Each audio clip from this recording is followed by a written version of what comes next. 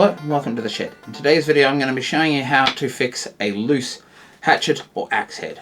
Hope you enjoy. So when it comes to fixing them, there are a couple of ways, and it does sort of depend on exactly how loose. As you can see on this one, it's sliding quite a bit, so in this case I'm actually going to re-wedge the actual handle itself. So we're going to knock it out, make a wedge up and glue that back in there. You have some other options if it's only slightly loose, that you could actually set the axe in some water and swell the handle. Problem is, I've done that in the past, and if it dries out again it becomes loose again, and so it's not really a permanent fix. And so when I fix something like this, I like it to be a permanent fix, so that's not something that I use, since I've tried it and it doesn't really work, at least in a hot climate like mine. The other option is you can buy little metal wedges, or the circular ones, which I've seen on some new ones, and the circular ones are good because they actually push the timber out in all directions, so on three sides. If you put it in the middle here, it would push it out on the sides and the back, which actually really gets a nice tight grip. Now, when it comes to actually wedging these, and the way they design most of these is the eyelet, which is the hole that the handle sits in, is smaller on the bottom than the top.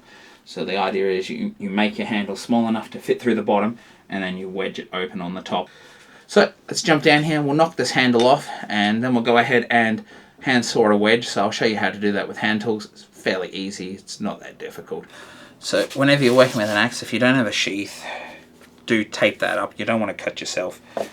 So what I'm going to do is just place it in the vise here, and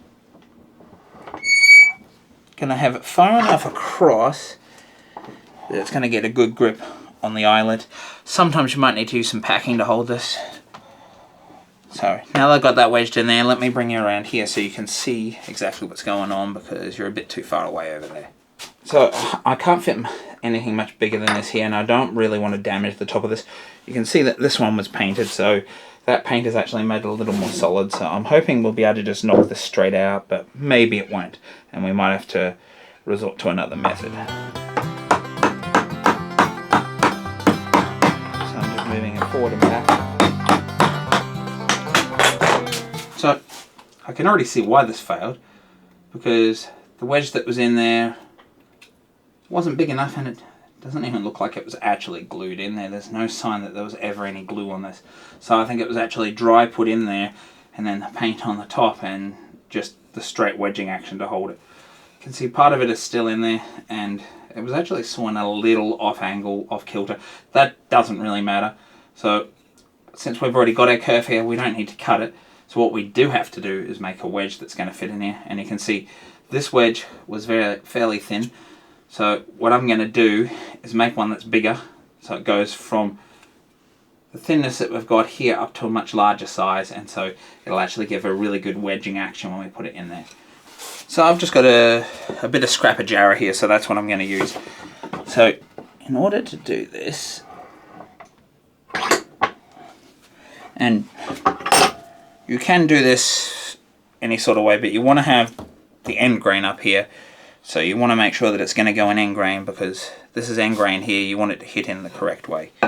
So in order to do this, you've got to decide how large you're going to get it. I'm not going to cut this down. What I'm going to do is actually just cut a slither off, and then will cut it to the length after I've sort of sat it here, and I'll know, and then I can just cut it off to the length. In order to do this, you want to use, I think a tenon saw is best. You could use a small saw depending on how deep it has to go. Now we can see the kerf on this doesn't go all the way down. Some of them bring them right down. This one's only going to here, so we can see that we actually don't have to go down far. 40 mil. So we know that we don't want to start it too wide with it only going down 40 mil, because we'd rather it get bottomed out on the wedging rather than bottomed out on the bottom of the wedge. So we want it to get it as tight as it can before it stops moving. And so that's where I'm going to aim, to this line just here. Knowing that I don't need to wedge down too far, so I'm going to come in, what do we got here? Let me grab my ruler. I'm going to eyeball it. I normally eyeball it and make them longer than they need to be, but what do we... in this case, about 4 or 5 mil in. It might be a little too much, but we'll see.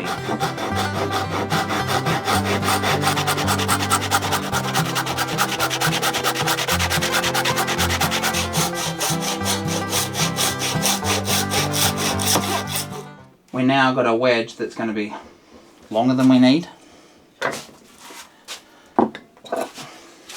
So it's much longer than we need. So what I'm now going to do, because it's narrow enough here, I'm actually going to cut it back off on that 40 mil line that I got. Where did me bench hook go? So you can see here it's struggling to actually into the wedge. So what I need to do is trim this lower edge off just so it's a little bit thinner just to start.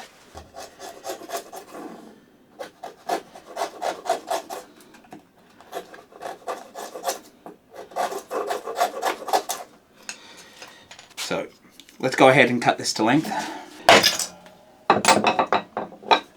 And a little tidy up.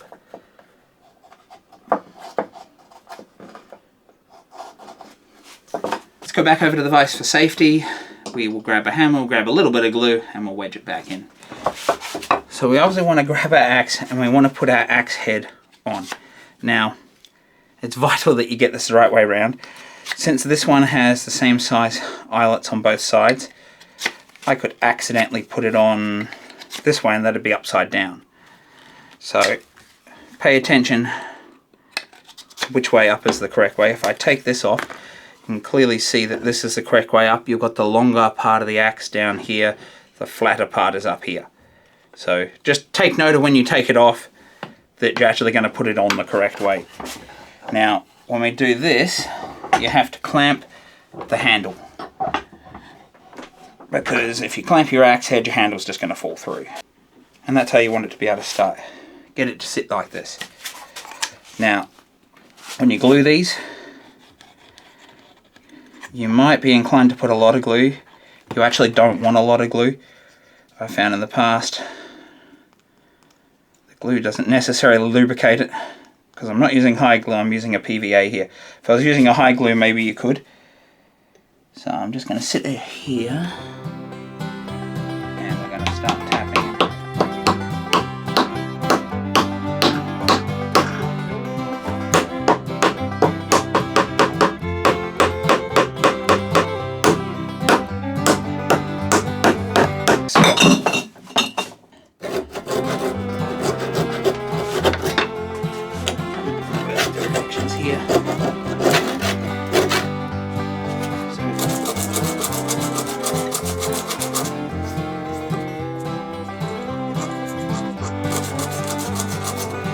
Now,